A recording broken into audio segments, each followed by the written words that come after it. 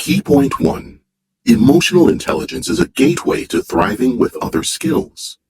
Feelings have tangible consequences on our lives. Studies confirm that a level of hope is a far more valid indicator of future freshman achievements than the SAT. Good laughter boosts creativity. After a hilarious video, participants relied less on functional fixedness and could see alternative ways to apply things. An optimistic outlook is a crucial factor for survival after a heart attack. Emotional aptitude is a meta-ability, determining how well we can use whatever other skills we have, including raw intellect. Daniel Goleman, PhD.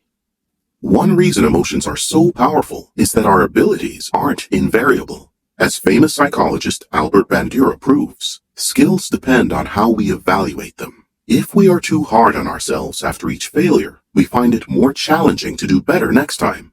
Optimists differ from pessimists, but not in lacking some emotions, such as anxiety or sadness.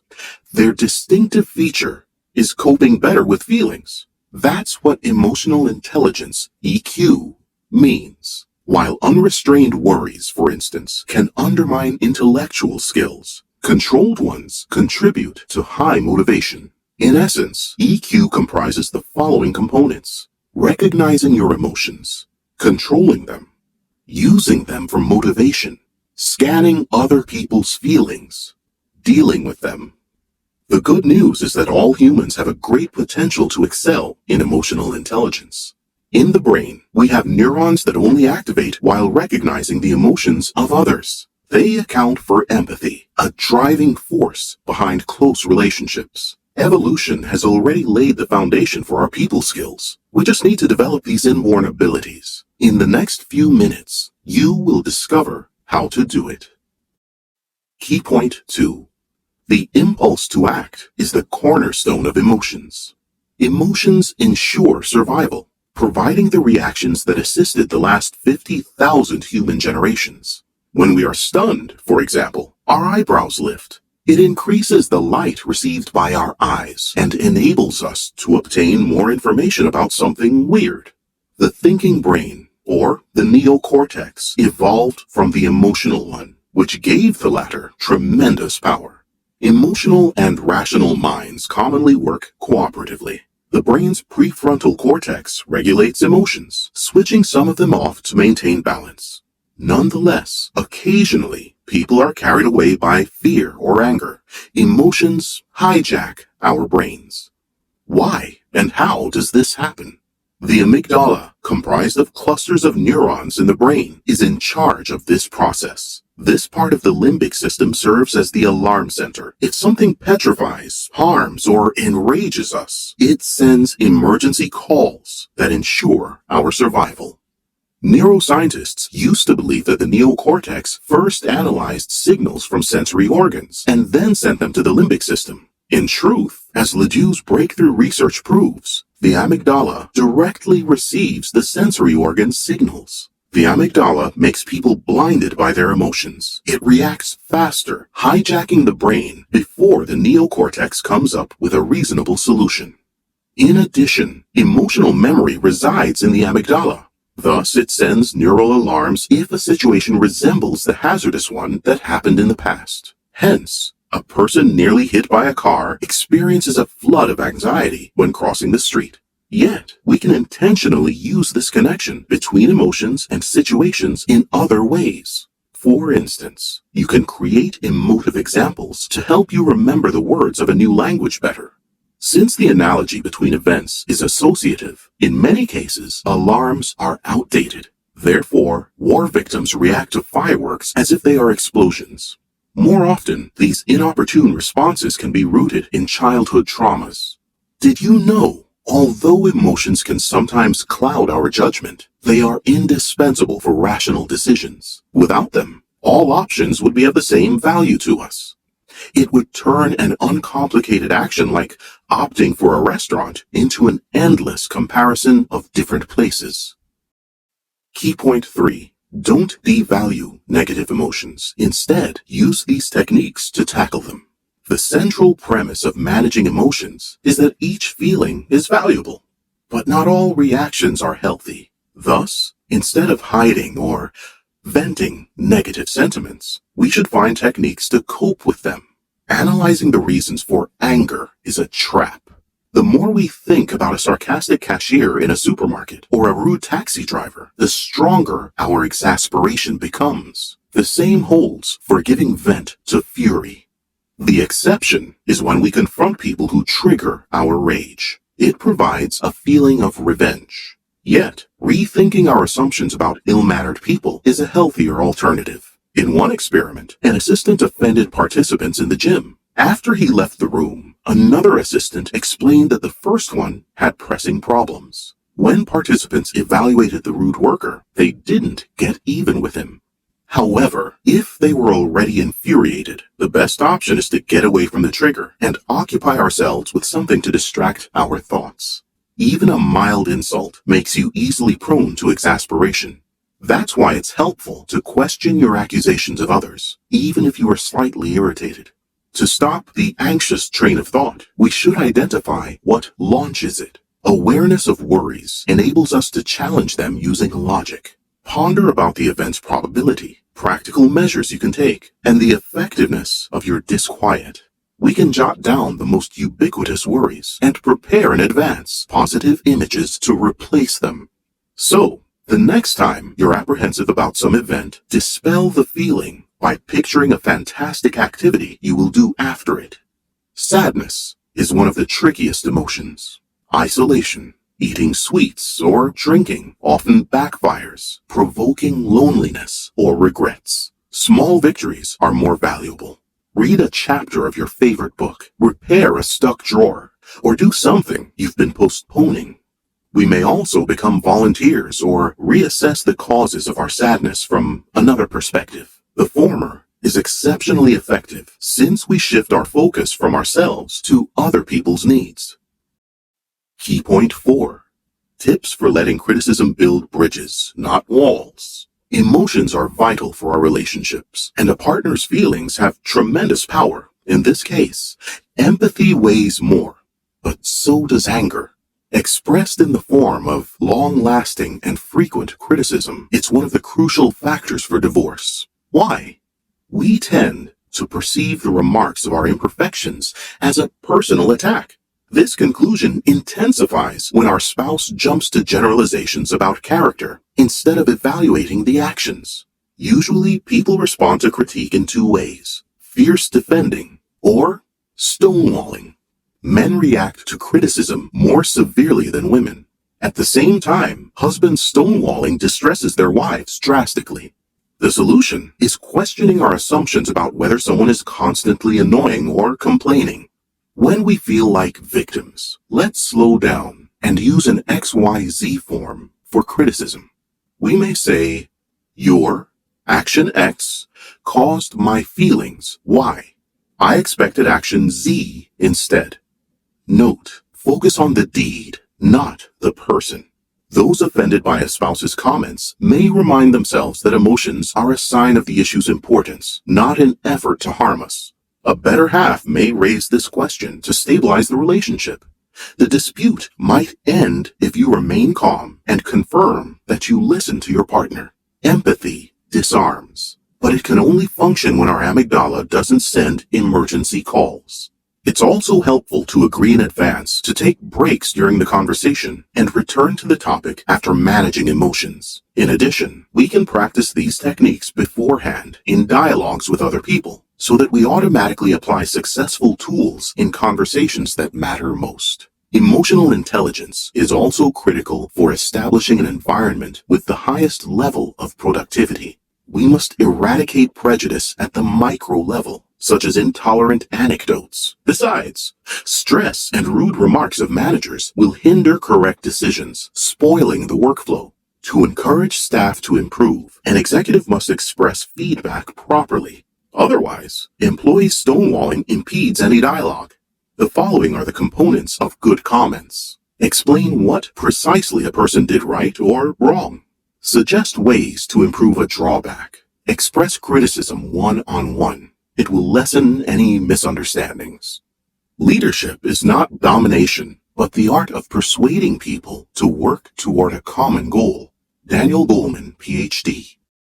Key point 5. Emotional intelligence is a vital necessity for our longevity. Scientists used to believe that the immune systems in the brain function independently. In the 1970s, this assumption was proved wrong. The nervous system, which connects closely to the immune one, depends heavily on emotions. A telling example is the consequence of stress. It leads to the release of hormones that reduce immune resistance. As a result, those who experience constant pressure are more prone to illnesses.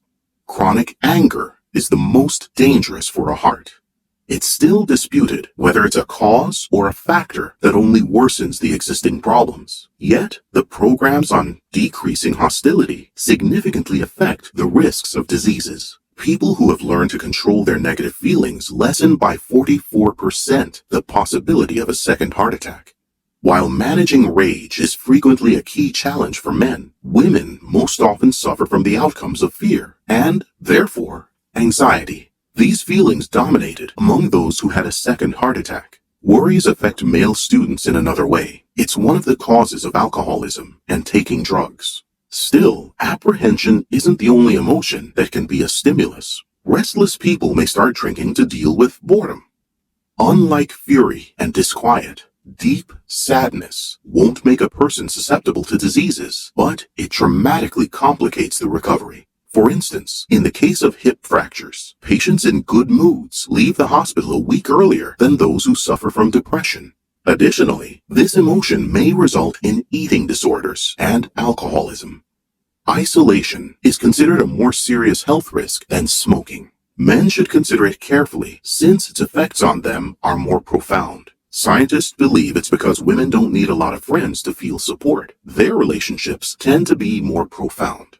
If people have strong bonds, stress doesn't remarkably influence their health. Good feelings affect the opposite. Optimists exercise more and resort to cigarettes or alcohol less often. In addition, a higher level of hope contributes to a better state. Paralyzed patients with positive outlooks can eventually move their bodies more than those who are discouraged. That's why emotional intelligence isn't a beneficial skill anymore. It's a vital necessity for mental and physical health. Key point 6. Experiences in childhood shape our brains. It takes a solid effort to reteach ourselves and enhance our emotional intelligence in adulthood. Yet, we can make this process easier for children. A child's brain has more neurons than a mature one. With time, those that are applied the most remain, while the least used ones disappear. It's up to us to fill the earliest years of life with the experience of mutual understanding, caring, and cooperation to let children save neurons responsible for these feelings. There are a few ways adults can do this. Firstly, parents should manage their own emotions, since children mirror them. Even if kids are 3 years old, they will recognize depression and start expressing sadness themselves. Secondly, emotional contact is of utmost importance for infants. If kids don't see a reaction to their feelings, they may stop to convey them. Feedback should synchronize with a child's emotions and be creative. Imitation isn't a choice. For instance, when a baby experiences joy, parents can opt for the right tone of voice or a gentle shake to show empathy. Research indicates that neglect, provoking a feeling of being worthless or abandoned, is more potent than outright abuse. Treating toddlers this way stimulates them to trust people less. They are also inclined to be less successful at school. 65% of neglected children spend 2 years in one grade. The good news is those who don't get enough empathy in childhood can find a balance by communicating with peers. Thirdly, much depends on raising a child. Studies prove that parents discuss emotions more frequently with daughters. Yet they have more conversations with their sons regarding anger issues. No wonder women tend to call effective communication a sign of good relationships. Pay attention to instructions we give children, games they play, or tactics they use in conversation. Open confrontation versus indirect. We'll notice that girls learn to express emotions acceptably, while boys often learn to hide their feelings. This approach needs to be improved. Key point 7. We should reassess the role of schools in developing a child's full potential.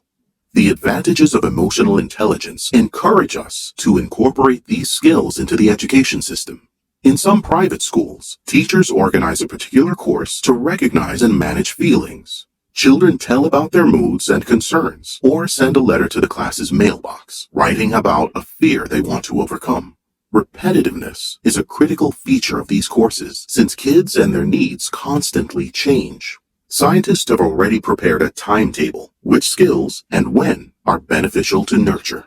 However, the more popular strategy is to implement soft skills into existing courses, for example, health or math. Reading lessons are also extremely useful. Teachers can select texts to scrutinize basic techniques for dealing with emotions or look at events from others' perspectives. They can also give some lessons on conflict management, even at the lunchroom line.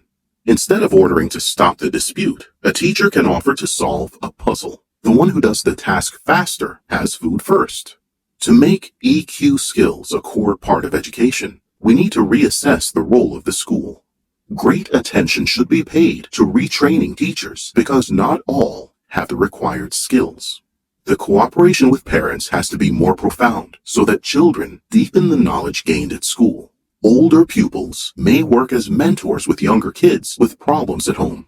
Although it's difficult, the cost of inertia in education is exceptionally high from a long-term perspective. These days, the system strives to turn everyone into a professor, but its central role is to develop all children's talents.